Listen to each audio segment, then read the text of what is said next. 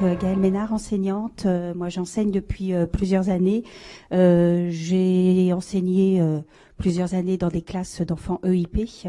Donc, ce qui m'a amené à mettre en place une pédagogie adaptée, à chercher, tester, innover, bidouiller, créer.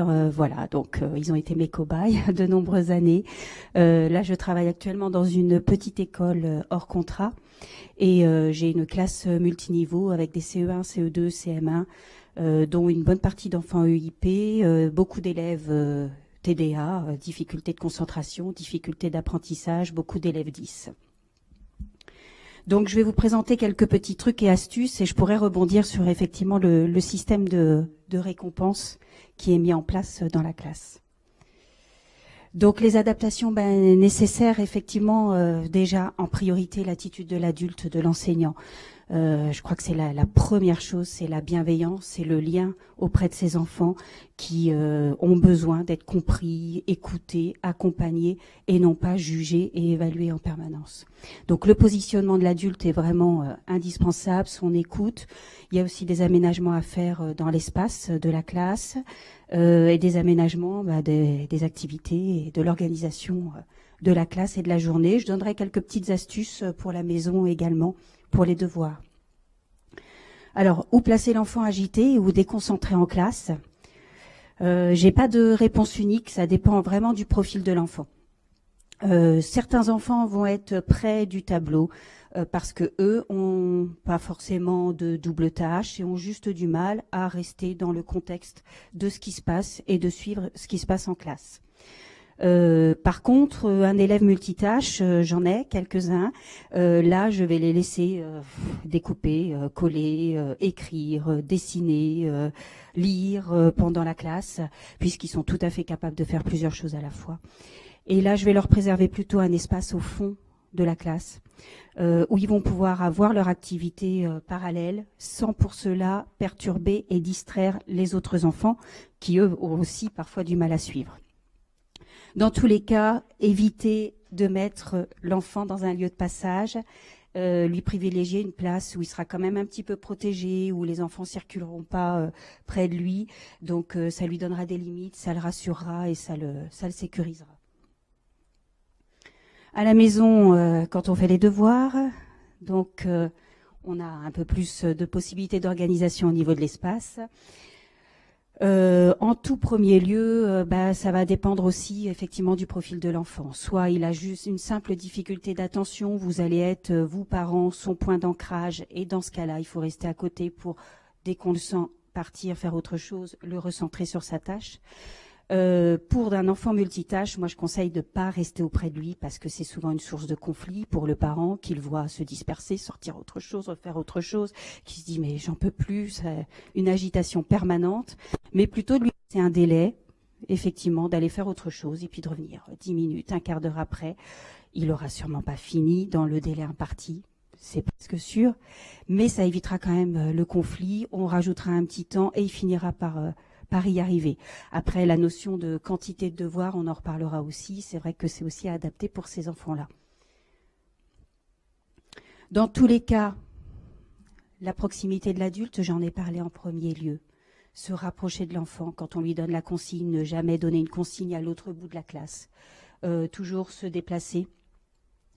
En classe, je bouge tout le temps, je ne suis jamais assise, j'ai un bureau dans un coin, donc mon bureau ne sert pas du tout à m'asseoir. Je passe mon temps à circuler d'enfant en enfant. Et c'est vrai que quand il y a une consigne, je vais aller auprès de l'enfant, poser la main sur l'épaule, le rassurer, dire « bon, tu as bien entendu ce qu'il faut faire », voilà. Et vraiment être proche de lui. Alors, quand je vais faire une dictée, je vais me mettre près de cet enfant-là, en particulier, parce que je sais que lui, ça va le centrer, que je sois à côté de lui. Vraiment retourner vers lui très très régulièrement. Le contact physique, ils aiment ça. Nos enfants EIP, TDA, ils aiment ça, le contact physique et affectif. Donc je ne leur impose pas, mais ils savent qu'ils ont le droit et ils réclament beaucoup. Les consignes, un gros problème pour nos enfants EIP et TDA, qui effectivement se perdent très vite dans des consignes un peu trop compliquées, avec trop de choses à la fois. Donc privilégier les consignes simples et hiérarchisées. Pas de deux consignes dans une même phrase, mais toujours structuré. 1, entoure les verbes. 2, souligne le sujet.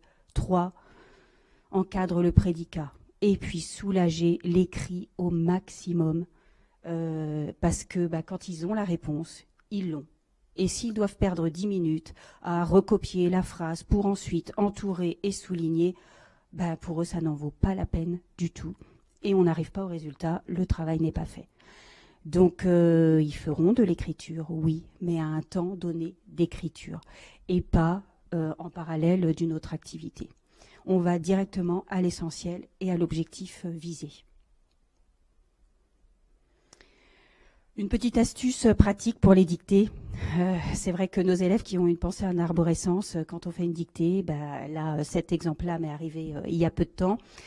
Alors Pierre, il va fêter son anniversaire, il est très content. Donc l'objectif, c'était les accords des participes passés. Enfin, il y avait plein d'objectifs à travailler dans cette dictée. C'était pour mon petit groupe de CM1. Et puis oui, mais il y a une catastrophe. Il renverse ce gâteau. Est-ce qu'il va fêter son anniversaire? Oh mince, mais oui, mais comment il va faire? Et son anniversaire, il va être loupé. Bon, alors, ne commencez surtout pas la dictée tout de suite. On lit le texte, on en discute, on en parle, on évacue tout ce qui est projection et émotion, et on peut se mettre ensuite à écrire. Ça évite beaucoup d'interruptions pendant la dictée. À la maison, les consignes, en tant que parent, on est un petit peu obligé de suivre ce qui est donné dans les devoirs. Mais on peut très bien accompagner l'enfant, lui lire la consigne, lui demander de la reformuler et peut-être l'aider à la hiérarchiser si elle est un peu compliquée. Moi, je conseille toujours de prendre un petit tableau que l'on pose sur le coin du bureau et dire, bon, tu as bien compris, 1, tu vas devoir faire ça. 2, tu vas devoir faire ça. 3, tu feras ensuite ça. Et ainsi, ça va l'aider à structurer ses objectifs et il ne va pas s'éparpiller. Parce que c'est vrai qu'on en a parlé aussi ce matin avec l'orthopsie, des documents où il y a plein de choses à la fois, plein de consignes, plein d'images, ça les perd énormément. Donc il faut les aider à structurer. Bien sûr, en tant que parent, échanger avec l'enseignant, trouver un accord sur les modalités pour travailler à la maison. J'hésite pas à conseiller la dictée à l'adulte. Quand vraiment il y a beaucoup de choses à répondre, l'enfant dit à sa maman, à son papa, qui va écrire pour lui. Moi, c'est un accord que je passe facilement avec les parents quand l'objectif n'est pas de l'écriture. L'espace en classe, le travail, c'est vrai que nos petits loulous hyperactifs, ils en mettent partout. C'est une vraie catastrophe. On rentre en classe, tout est bien organisé, tout est bien rangé. Et au bout de 5 minutes, il y en a partout. Sous la table, à côté, par terre. Puis petit à petit, la chaise s'en va à 1 mètre de la table, le cartable part à l'autre bout. Il s'éparpille. Comment je gère ce souci-là, puisque j'en ai quelques-uns qui sont des spécialistes. Déjà, je veille à ne pas le mettre en difficulté devant les autres élèves, parce que je sais qu'il ne le fait pas spontanément. Et donc, ne pas le signifier devant les autres. Ne pas dire, oh là là, c'est pas possible, tu ranges jamais, c'est le bazar. Non. Je vais régulièrement, comme j'ai dit précédemment, circuler dans la classe, retourner auprès de cet enfant, le repositionner sur sa chaise, rapprocher un peu de 3 choses, ramasser un petit stylo, lui dire, tu voudrais pas juste garder ce stylo-là dans la main, puis les autres, tu vois, on va les ranger, comme ça évitera que tu en perdes. Et essayer de tourner les choses de manière positive pour l'aider. Pas, on le gronde, et on le met à défaut devant le groupe. Petit à petit, il apprendra. Alors c'est sûr que ça restera sûrement un point très compliqué pour lui, mais il faut qu'on l'accompagne et qu'on le comprenne dans cette difficulté. Le laisser travailler debout, c'est aussi quelque chose qui peut se faire. Moi je leur dis toujours, tant que vous ne dérangez pas celui qui est à côté, pourquoi pas. Ils connaissent très bien la citation « La liberté des uns s'arrête là où commence celle des autres », même les tout petits. Ils l'ont très bien compris.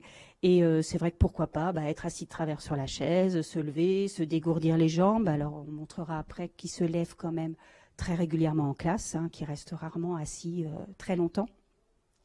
Et ils comprennent très bien que cette permission, ils l'ont parce qu'ils le font en toute discrétion, sans déranger leurs camarades.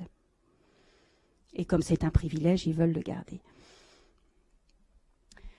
Des petites astuces pour éviter les distracteurs. C'est vrai que j'ai cherché très très longtemps des solutions. On peut pas mettre les enfants tout seuls, un par un, et puis de toute façon on est en classe, on est ensemble, donc on doit aussi apprendre à travailler en groupe. Mais pour se concentrer sur un travail, éviter d'être attiré par celui qui est à côté, éviter les conflits, de dire oh, lui il a regardé sur ma feuille, ça crée beaucoup de problèmes. Ça les rassure énormément. Donc, j'ai testé plein de choses et j'ai créé des petits paravents tout simples. On peut le faire avec tout un tas de choses. Je vous en ai ramené un. Donc, j'ai récupéré des pochettes canson. Je les agrafe deux par deux. On les pose sur les tables. Ils se mettent derrière. Ils sont tranquilles.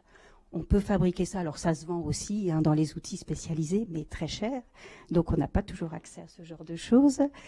Donc, c'est des choses toutes bêtes. Ils les ont à disposition en classe. Ils vont les chercher quand ils en ont besoin. Et ils se positionnent derrière et ils travaillent tranquillement. Donc je pense qu'il y a plein de petits outils comme ça qu'on peut créer. L'ambiance de classe, c'est un point essentiel pour moi pour aider nos enfants aussi à se canaliser. Je veille toujours à ce que la classe soit très apaisée, les choses très posées. Volontairement, je parle très doucement, je chuchote, je prends mon temps, je me pose avec chaque enfant. Et je leur apprends eux aussi à chuchoter.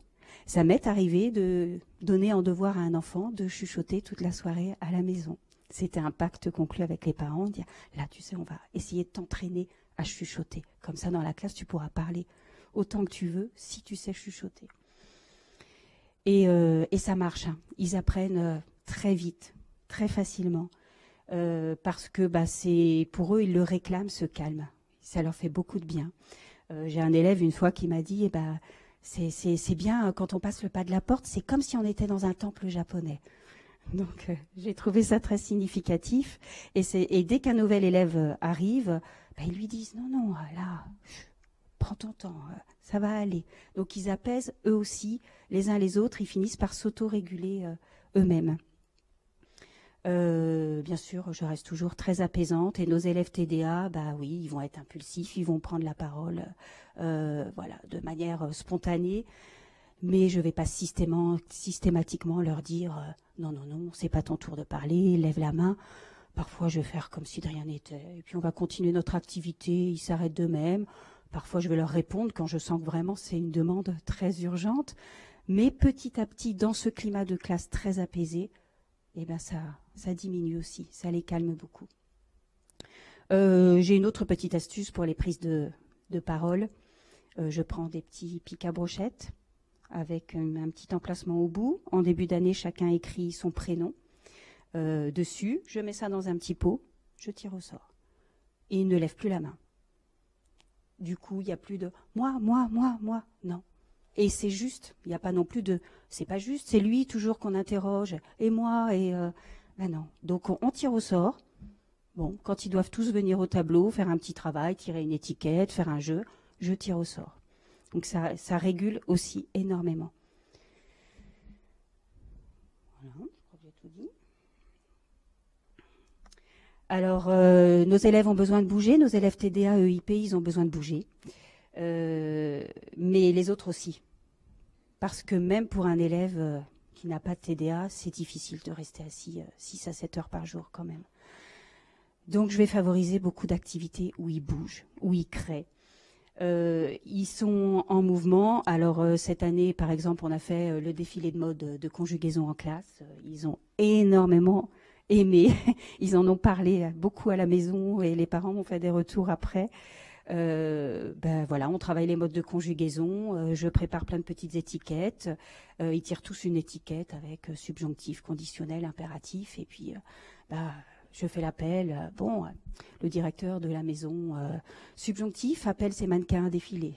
Alors ils sont tout pressés, hein. Est-ce que moi je suis subjonctif? J'y vais et je défile. Alors ils s'amusent, là on les voit, hein, ils s'amusent. Hein. Ça c'est vrai qu'on joue beaucoup en classe, on bouge. J'ai pas beaucoup d'espace, j'ai une toute petite classe. Hein. Mais quand on peut, on sort aussi à l'extérieur, dans la cour, dans le jardin. Faire des maths dehors, tirer des étiquettes, se ranger dans l'ordre croissant, décroissant, faire des encadrements, des droites graduées dehors, tout ça, ça marche beaucoup. Bon, il faut qu'il fasse beau. Mais les faire bouger beaucoup. Et ensuite, on passe à une fiche d'exercice. Ça dure un quart d'heure et voilà. Je ne leur demande pas non plus des quantités d'écrits énormes. Travailler en musique aussi, ça les aide beaucoup à se canaliser. Quand on fait de l'écriture, parfois, il m'arrive de leur mettre un fond de musique, parce que le geste d'écrire ne demande pas de réfléchir. Ils doivent juste se concentrer sur leurs gestes, et ils auraient tendance à se mettre à bavarder pendant ce temps-là. Alors que si on met un petit fond musical, eh ben, ils sont très apaisés, il n'y a pas un bruit, et ils le réclament beaucoup. En art plastique, je fais aussi beaucoup ça quand ils font de la peinture. Un fond musical aussi pour faire aussi du lien dans la création. Après, c'est un autre sujet. Tout ce qui est manipulation, création, fabrication, voilà, créer, découper, coller, alors ça, ils aiment énormément. Là, j'avais récupéré des panneaux de liège pour faire des formes géométriques dessus. Voilà, tout ce qui est labbook, tout ça, ils aiment beaucoup. Et ils s'approprient leurs outils. Alors à la maison, pour travailler, vous avez un énorme avantage, c'est qu'il y a la liberté de mouvement. Et le maître mot, je dirais, c'est oser. Il faut sortir un petit peu du standard. L'enfant reste assis à son bureau et fait ses devoirs. Vous avez de la place, vous avez des jeux, des jouets, il y a plein de possibilités. Il peut sauter, marcher en apprenant sa leçon, aller faire du trampoline comme nous a dit Lisa ce matin. Il peut épeler ses mots d'orthographe sur un rythme, danser en épelant ses mots. On peut aussi écrire les lettres sur le sol et puis il va sauter de lettre en lettre pour refaire l'orthographe des mots. On peut aussi sortir les petites voitures, les Lego, alors tout ce qui est manipulation comme ça, les enfants aiment beaucoup, même les grands, souvent on se dit ils sont grands. Finalement, moi, les CM aiment beaucoup. On prend des bouchons, je leur sors 20 bouchons, je leur dis est-ce que tu peux me trouver 3/5 des 20 bouchons? Eh ben, le faire avec des bouchons, c'est bien plus amusant que sur une feuille. Et après, ça va très vite quand on passe à la fiche d'exercice. À la maison, la difficulté, c'est aussi d'éviter les distracteurs comme l'interaction avec les frères et sœurs. Alors, ça peut être utilisé comme quelque chose de positif, mais c'est pas toujours évident quand il y a un plus petit qui court, qui s'amuse à côté. J'ai pas de solution miracle. Mais on parlait ce matin avec Muriel Aussin des 15 minutes de temps spécial avec chaque enfant. Voilà, pourquoi pas dans les devoirs aussi instaurer un contrat de dire voilà, là, j'ai ce temps-là avec toi, ensuite j'ai ce temps-là avec ta sœur. Et ce temps-là, il est vraiment notre temps à nous deux. Et puis les leçons, ça peut aussi se faire sur les genoux, dans les bras, allongé sur le lit, et que ça soit aussi un petit temps cocooning et affectif. Les temps en voiture sont souvent des temps perdus également. Alors, moi, les élèves de mon école viennent souvent de très loin, puisque ce sont des élèves qui ne sont pas du secteur, donc ils font tous un petit temps de voiture. Et réciter la poésie en voiture, discuter de la leçon en voiture, on arrive à la maison, c'est déjà fini.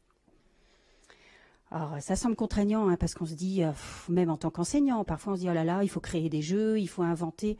Oui, mais c'est un bonheur de les voir apprendre comme ça, comme on a vu sur la photo, de les voir s'amuser. C'est un véritable bonheur. Enfin, moi, je le vis en tant qu'enseignante. Je prends plaisir à aller en classe et à jouer avec eux et à m'amuser.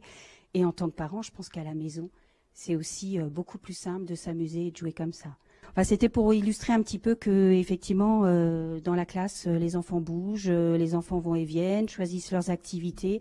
C'est un équilibre. J'ai beaucoup d'enfants à besoins particuliers, des enfants qui bougent, qui sont très demandeurs, qui sont dans l'impulsivité, mais ils apprennent. Et donc, c'est toujours un équilibre à faire entre, on pose un cadre, mais un cadre bienveillant, qui est ferme, et toujours dans le lien affectif et rassurant.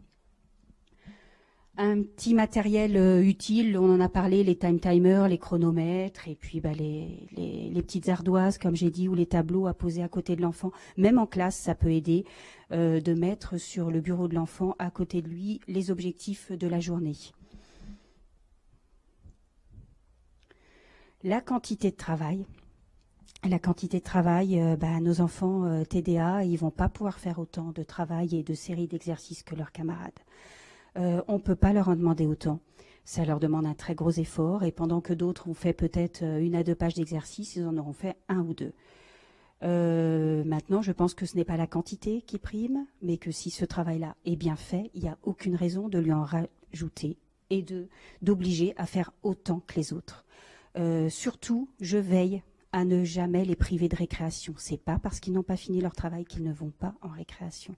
Parce qu'ils ont besoin, on en a parlé, de sortir. Ils continuent après, je leur mets moins de travail à la maison, parce qu'il n'y a aucune raison qu'ils le rattrapent à la maison non plus.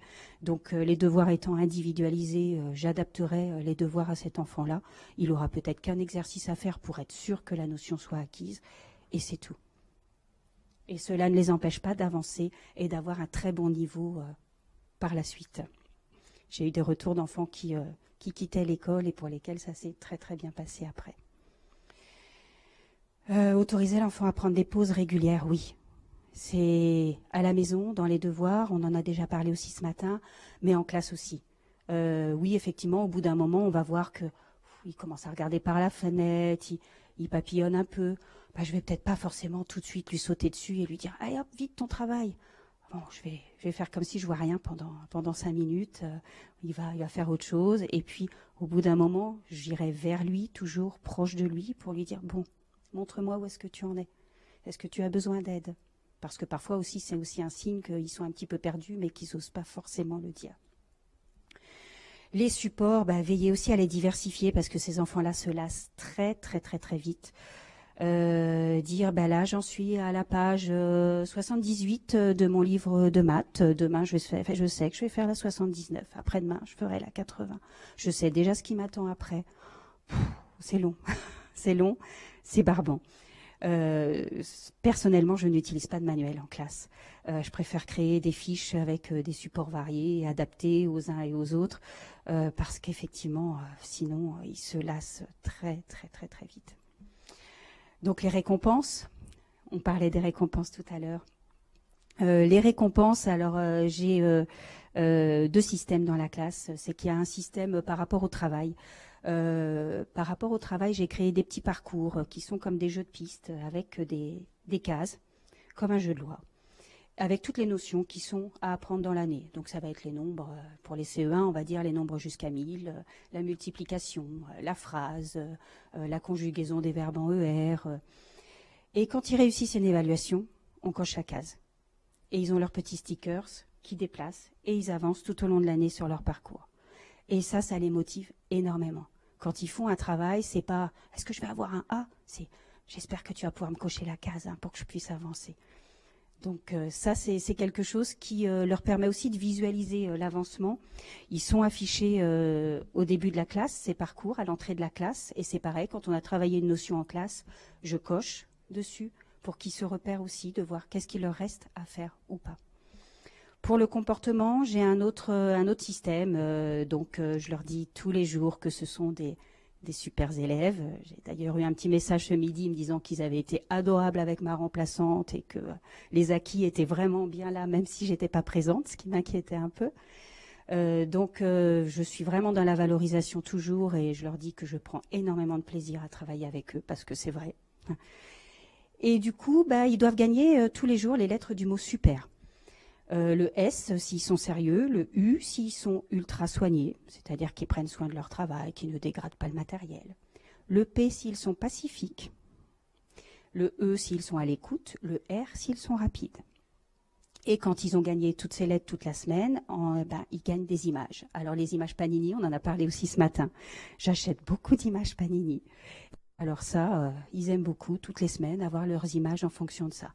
Mais je veille à vraiment dissocier le travail scolaire du comportement. On peut avoir des images toutes les semaines, mais ne pas réussir à faire son travail scolaire, ce n'est pas grave. Je leur dis que pour moi, le principal, c'est de les voir sérieux, faire du mieux qu'ils le peuvent. Voilà pour les récompenses mises en place en classe. En conclusion, je dirais que en tant qu'enseignant, en tant que parent, ces enfants-là, ils sont parfois aussi un petit peu épuisants. Personnellement, moi, je ne les trouve pas épuisants parce que j'aime travailler avec ces enfants-là, mais je comprends que pour d'autres, ça puisse l'être. Je dis toujours de garder en tête que cet enfant, il ne le fait pas volontairement. Il ne le fait pas contre son enseignant, il ne le fait pas contre son parent. Il fonctionne comme ça, il fonctionne d'une autre façon. Il m'est arrivé d'avoir des enfants extrêmement difficiles, agités, mais c'est vrai que quand on revient en classe en se disant « mais ce n'est pas volontaire, ce n'est pas contre moi, ce n'est pas contre ses camarades, il n'y peut rien, je vais l'aider ». Et c'est important de se remettre ça en tête systématiquement et de se rappeler que lui aussi, il en souffre et qu'il aimerait bien pouvoir réussir à respecter les règles comme les autres, mais que c'est compliqué pour lui. Voilà, merci. Faire la transition, j'avais une question. Comment ces élèves, après, retrouvent-ils le système normal? Comment ça se passe? Parce que quand on va en mettre 30 dans une classe de 6e, et qu'ils ont été habitués à un certain système, c'est difficile. Parce que nous en récupérons quelques-uns avec le système, avec la section EIP, nous récupérons quelques élèves hors contrat. Voilà.